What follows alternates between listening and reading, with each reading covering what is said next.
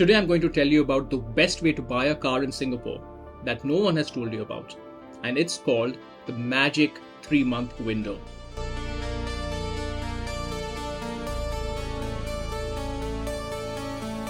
Hi everyone, welcome back to the Ministry of Cars. Utkarsh coming to you from Singapore. This is another episode of FAQs where I answer all the questions that folks have posted on the channel. And again, thank you folks for all the feedback. I'm quite delighted that what I've been sharing on this channel has been helpful to you. So let's get into the questions and we will get into that important thing that I mentioned, the magic 3-month window. First question, which I think is a very relevant one. I have it open up over here. From Illusionist85, I'm seeking a COE car. Should I buy a 9-year-old car and renew COE myself? Or should I buy a COE car from a dealer? Which option is cheaper? Well, here's where we get into something very interesting. The answer for both of these options is neither of them is perfect. The reason why buying a 9-year-old car and then driving it for a year and then renewing COE is not perfect is because you're exposed to COE fluctuation. And you have no indication where the COE is going. It could be going up, it could be going down. And in the worst event, if it goes up dramatically, what you end up with is you've got a car a 9-year-old car. You've probably spent a decent amount of wear and tear on it.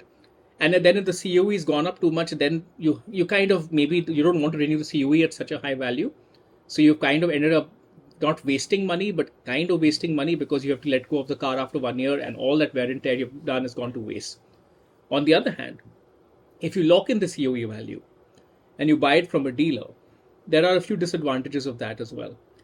Typically, what I have seen, at least in the Singapore market, is that anybody who's selling a car with a new 10-year-old COE is doing so on behalf of an owner.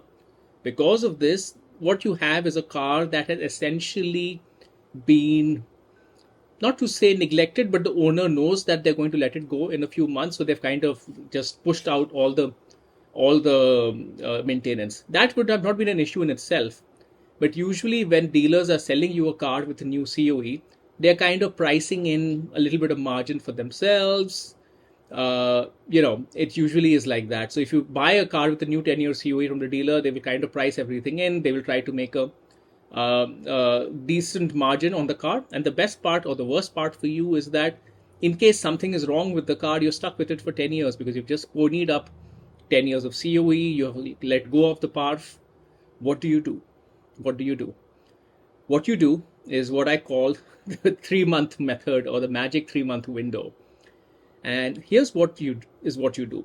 In the last 3 months of a car's life, before it ends COE in Singapore, the value of the car is at rock bottom, which means that all that the car is worth is PARF value and something for the body, and body value is very low these days. It can be as low as $1,000 for an ordinary car and maybe as high as $5,000 for a less ordinary car, but that's the range.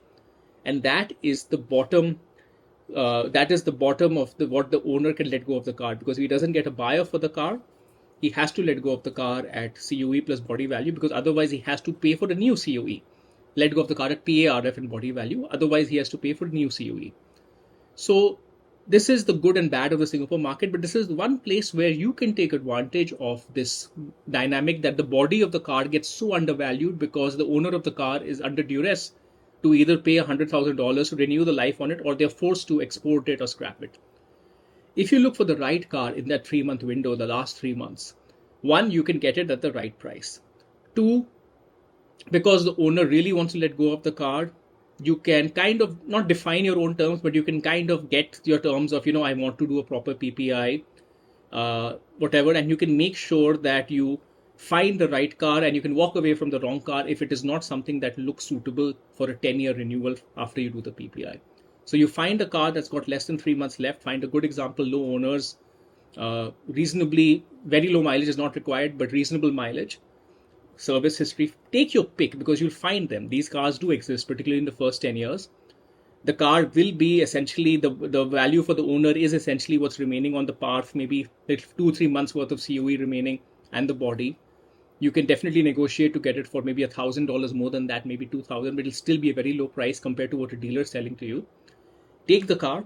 Utkarsh from the editing desk here. One important point. You typically have to pay for the car in cash. But usually the amount is not too much. For the kind of cars we're talking 10,000, 15,000, 20, maybe 30,000.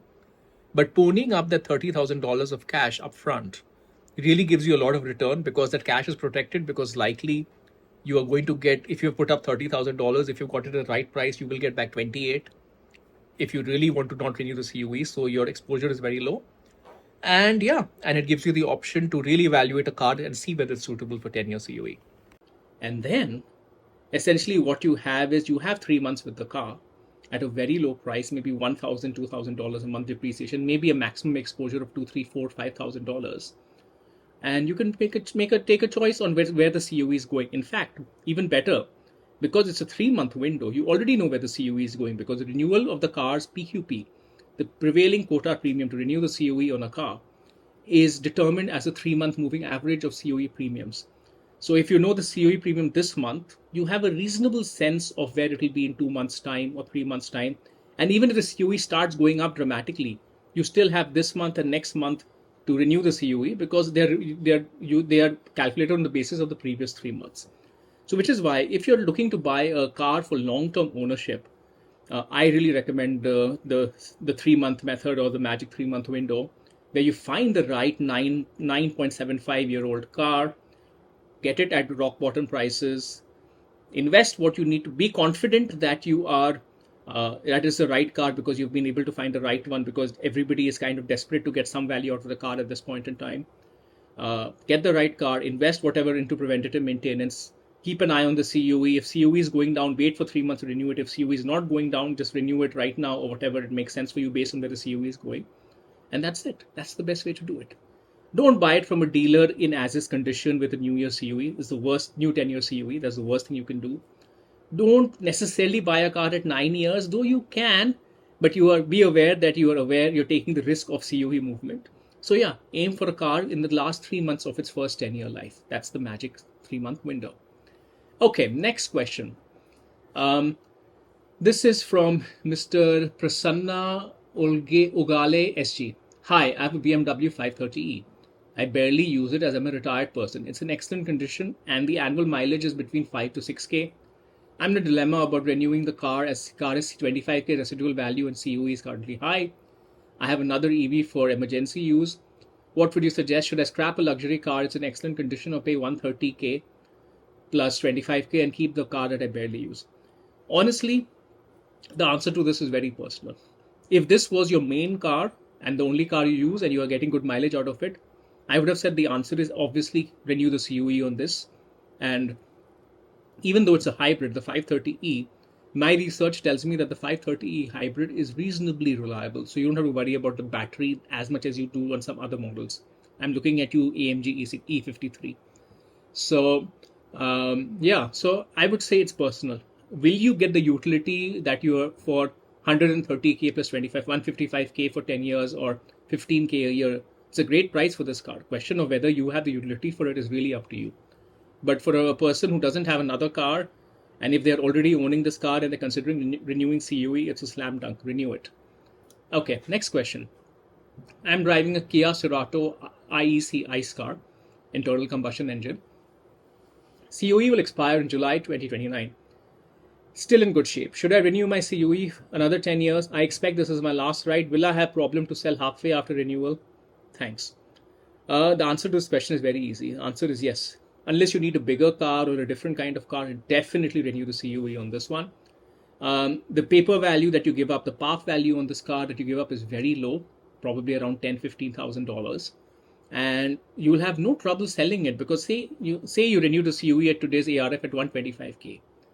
5 years down the line, you want to get rid of it. Okay, you will still get 62.5K minimum for the car, because that's the paper value with the value of the COE itself. And given that you only topped up maybe 10K on top of the 125K because the part value of the car is so low, you've still had a reasonable depreciation of 75K over 5 years, which is very reasonable. It is on the cheaper end of what you'll get for any car.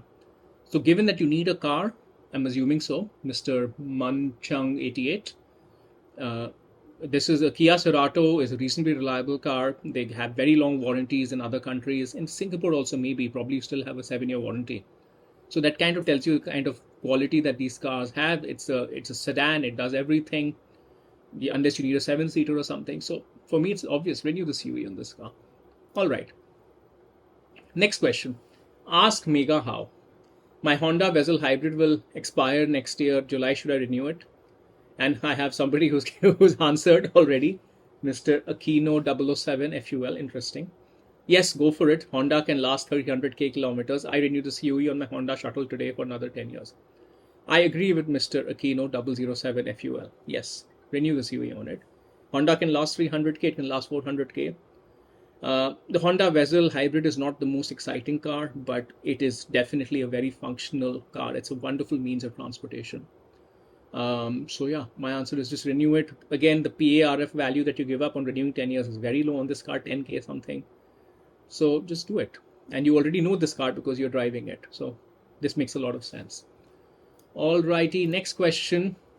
A long one, but linked to my video where I actually talked about this. I have a 2008 XV40, that's a generation of Camry, which I bought secondhand back in 2018. Rare, low mileage. I'm going to paraphrase since it's a long question. It was 82k when they bought it. It was with the new COE. Now it's done 130k, so it's at 212k. The question is it practical to renew it for 5 or 10 years, given it's a 20-year-old car that's done 210k? Given it's a Camry, given it's an XV40 Camry. Yes, of course, the older Camrys are known to be even more reliable, but the XV40 is reasonably reliable. And also, this is your car. You have owned it for 10 years. You know what's there due on it.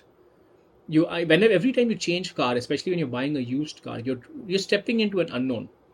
Maybe the unknown could work out, and of course, pre-purchase inspection and everything helps, but nothing quite beats keeping your own car.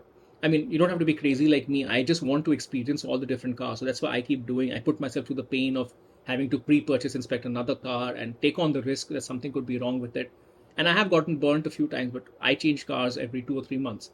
But for the average person who just wants a reliable means of transportation, a smart means of transportation, some feel-good factor of having your own vehicle, I would highly recommend, especially you have a Camry, 210k is nothing for a Camry. They can do much, much more.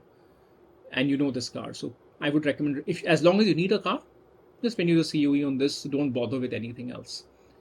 All right. And then we have one last question, which is not on COE renewal. This is on my last video, the ugly truth of Singapore car ownership that no one tells you.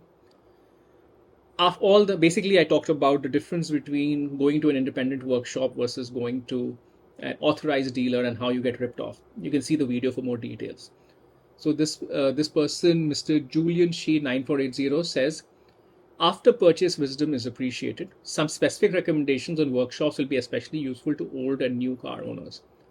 Now, the reason I haven't given recommendations for workshops is because I am not informed enough to say this workshop is good and that workshop is bad. But I can tell you from my experience who I use, and you can use that as an endorsement if you like. It's really up to you.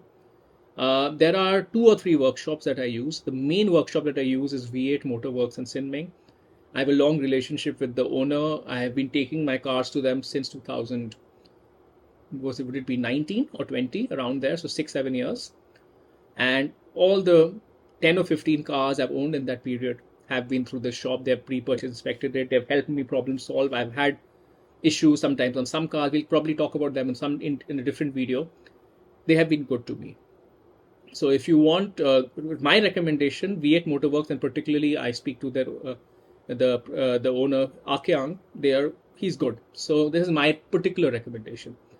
Then on tires and wheels, I go to Auto Kinetics. This also is a very old thing for me. When I got my first car back in 2011, I was getting into my office and they were having road works or something, and I accidentally practically ripped off half the tire. And I looked for the closest tire workshop, and it happened to be in McPherson. My office was in Novena. And I kind of limped my car over to McPherson, and there was Auto Kinetics, and they were good. And as it turns out, they're pretty good with tires and wheels. And they do general servicing also. And the owner, Jake, gives very good recommendations in terms of which tire based on your requirement. And he actually even can identify issues with your car even though you haven't asked for it, but he'll kind of do that free inspection where he's kind of, when he's putting the tire, he'll notice things about the car and tell you, which I found very useful. Like sometimes when the alignment is out of order or things like that. So yeah, I like autokinetics as well for tires. When my experience with Porsche ownership, I found Afai rather, first automobile in Caro Center. He was just a wizard with Porsches.